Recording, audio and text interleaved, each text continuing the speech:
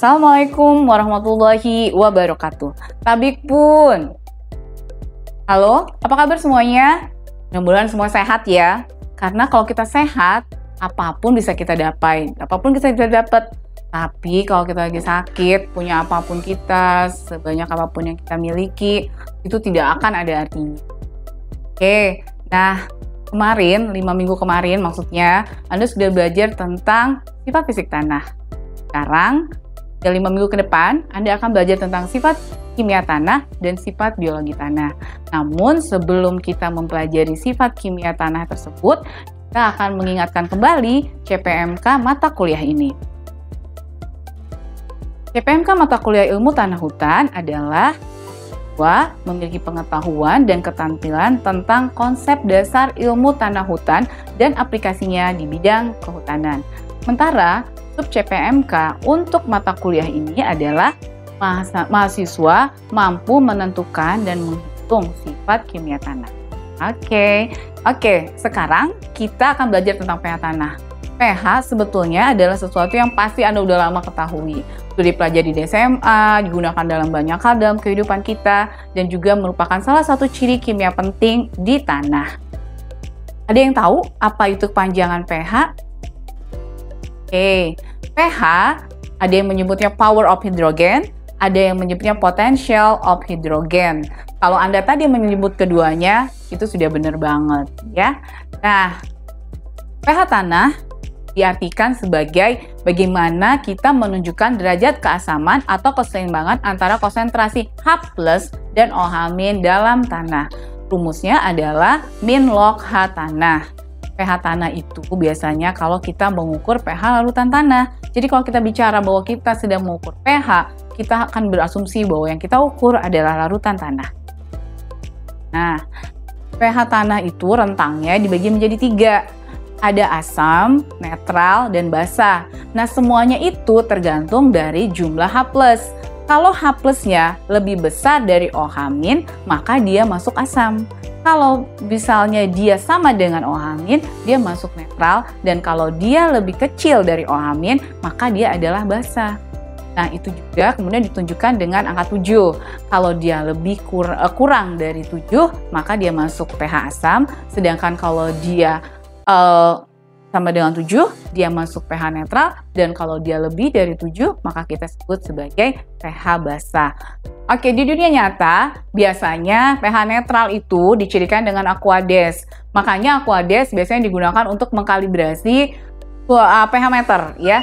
Jadi kalau misalnya kita ingin mengetahui apakah pH ini asam atau basa, kita harus mengkalibrasi dulu dan kita akan menggunakan Aquades sebagai bahan untuk kalibrasinya.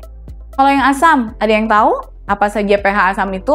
Nah, misalnya itu air jeruk, ya kan? Air jeruk itu udah kita kenal banget deh asam. Makanya kalau ada temennya yang sore-sore baunya asam, kita bisa mencurigai bahwa kemungkinan dia pakai parfum aroma jeruk gitu ya. Nah, kalau basah, bagaimana dengan basah? Nanti kita jelaskan. Sekarang, lanjutnya adalah pH dibagi menjadi keasaman aktif dan kemasaman potensial. Kemasaman aktif adalah kemasaman yang disebabkan oleh ion H+ di dalam larutan tanah. Sedangkan kemasaman potensial adalah ketika kita mengukur H+ yang berada di kompleks jerapan dan juga dapat dipertukarkan.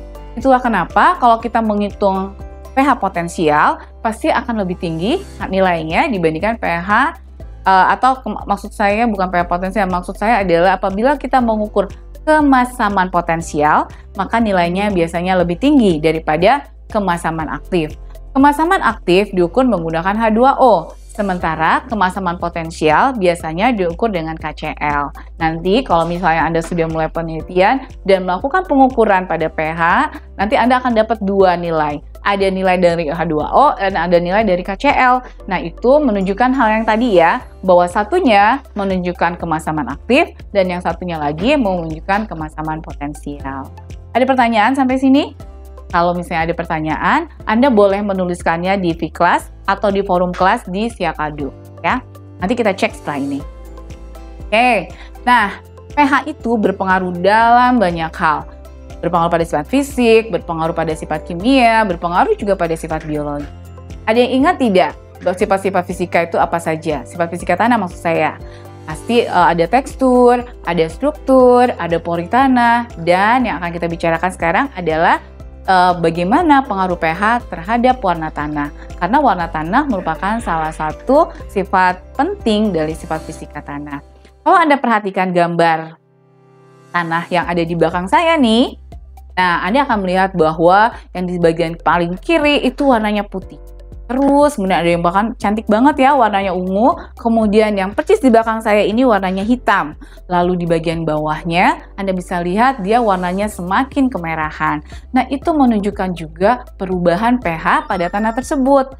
Kalau misalnya tanahnya putih, biasanya ada di mana? Betul, biasanya dari Gunung Kapur. Nah, kalau dia berkapur, kita tahu kira-kira pH-nya apa nih? Ya, biasanya itu pH-nya adalah pH basah.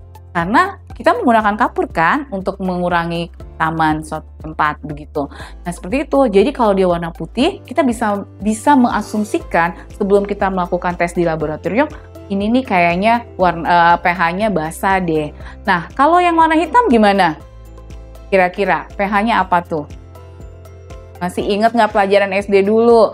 Kalau waktu pelajaran SD selalu disebutkan bahwa tanah subur itu salah satu cirinya berwarna hitam. Nah, tanaman itu sangat menyukai pH netral.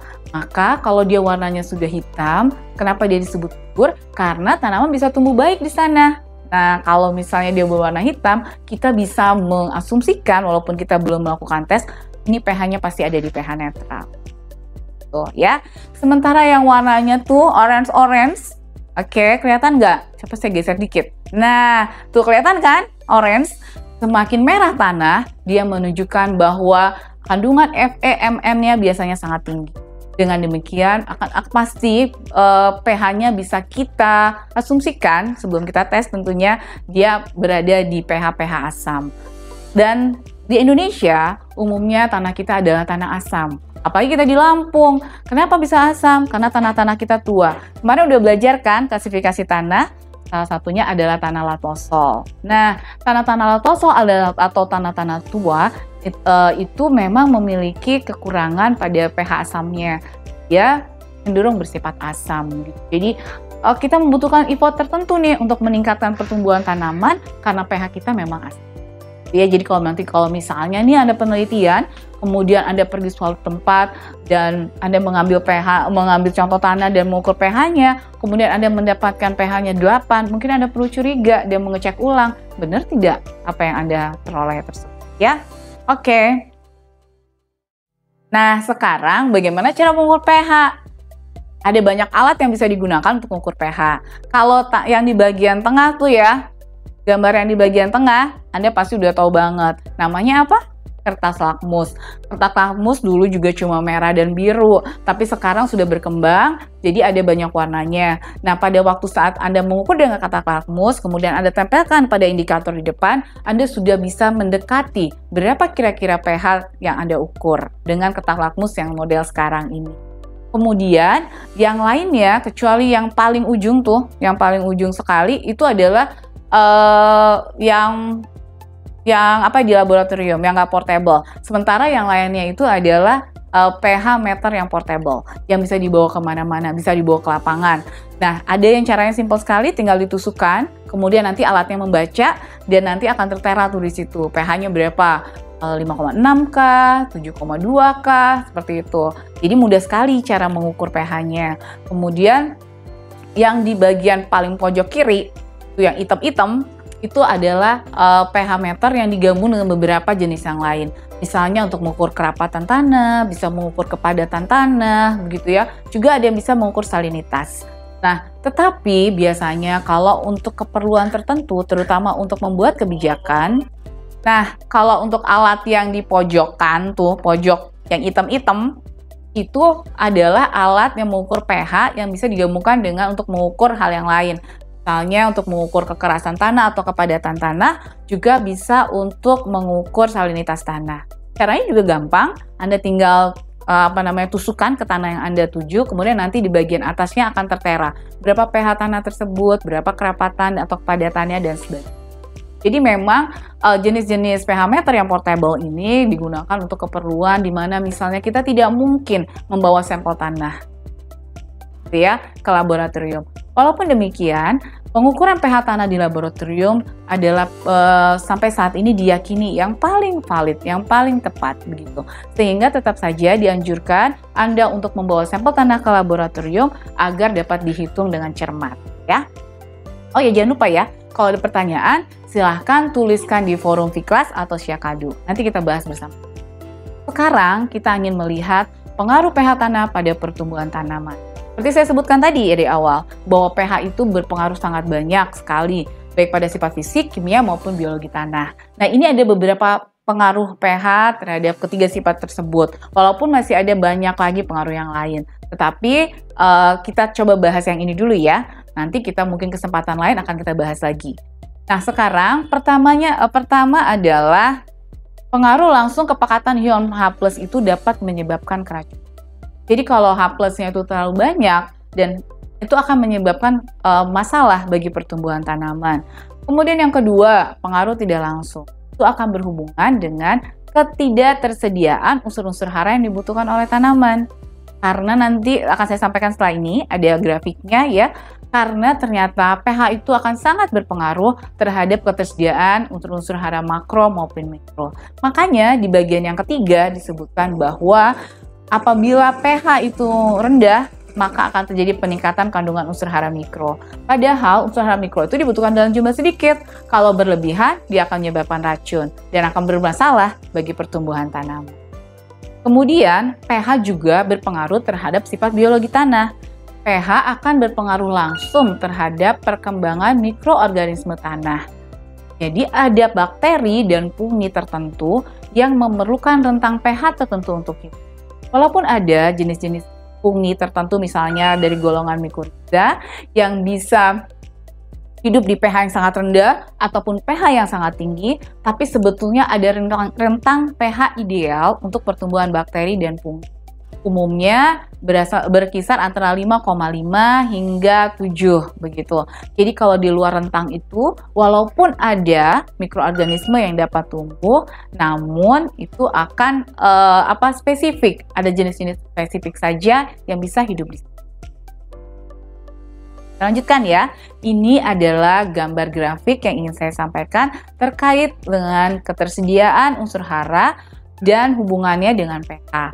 Kalau Anda lihat di grafik yang di bawahnya itu ya, itu dari 4,5 sampai 10. 4,5 itu sangat asam, kemudian 10 itu sangat basah. Jadi rentangnya seperti itu tuh luasnya ya. Nah, di situ akan terlihat, kita lihat dari fosfor. Fosfor itu yang nomor 2, kita lihat bahwa fosfor semakin tinggi pH atau semakin basah pH, maka ketersediaan fosfor akan semakin meningkat. Sementara untuk unsur-unsur hara mikro, misalnya seperti Fe, Mn, ya, Zn, Al, semakin rendah pH, maka dia akan meningkat. Itu tadi. Jadi ada beberapa unsur hara makro yang ketersediaannya sangat dipengaruhi oleh pH, yaitu apabila pH meningkat, ketersediaan meningkat. Apabila pH menurun, maka dia akan menurun ketersediaan. Padahal dia dibutuhkan dalam jumlah banyak, sehingga apabila tadi pH-nya tidak kita atur, maka kemungkinan tidak tersedia dan tumbuhan akan kekurangan. Sementara ada unsur-unsur hara mikro yang kebutuhannya sedikit, tetapi dia akan menjadi banyak apabila pH-nya menjadi rendah dan menjadi defisit atau berkurang pada saat pH-nya lebih tinggi. Nah, kalau misalnya tadi rentang pH kita di tanah kita ya, di Lampung itu ada di kisaran 5,5 sampai 6,5, itu sudah bagus banget. Maka artinya kecenderungan unsur hara makro itu tidak tersedia dalam jumlah cukup, tetapi unsur hara mikro tersedia dalam jumlah banyak. Nah, kita perlu melakukan sesuatu nih, supaya hal tersebut bisa kita siasati. Gimana caranya? Kita bisa mengatasi tanam asam itu dengan beberapa cara. Misalnya pemberian kapur. Nah, seperti tadi kan kita sudah melihat bahwa gambar warna tanah berkapur yang putih itu menunjukkan pH yang basah. Nah, dengan pemberian kapur kita bisa memanipulasi pH tanah untuk mendekati netral atau netral begitu. Makanya coba pernah perhatiin nggak sih kalau misalnya ada orang yang ingin bercocok tanam di sawah begitu ya, kemudian awalnya dia akan beri kapur supaya tadi ketersediaan unsur hara, mikroorganisme itu tercukupi, ya tanamannya nanti akan tumbuh.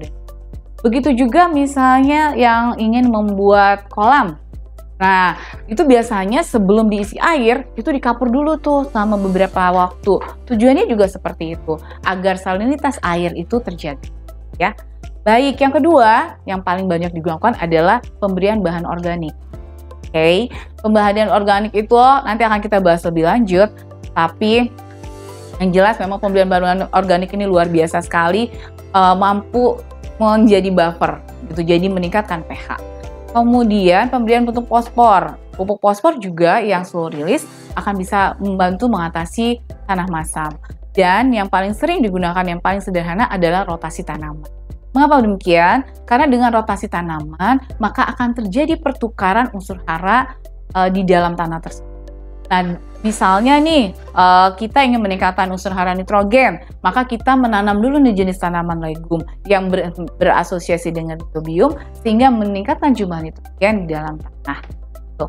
Nah, kemudian nanti kami kita gunakan misalnya untuk menanam jati di atasnya. Nah, nanti pada saat menanam jati itu, sudah terjadi nih perubahan unsur hara dan menyebabkan perbaikan dalam sifat tanah. Baiklah, kita sudah menyelesaikan perkuliahan kita pada hari ini. Tadi kita sama-sama sudah belajar tentang apa itu pH, kemudian rentangnya, lalu jenisnya, dan bagaimana pengaruh pH terhadap sifat fisik, kimia, dan biologi tanah. Kalau ada pertanyaan, silakan ajukan di Fiklas dan Siakadu, dan jangan lupa untuk menyelesaikan tugas-tugas yang ada di Siakadu ya. Terima kasih atas perhatiannya.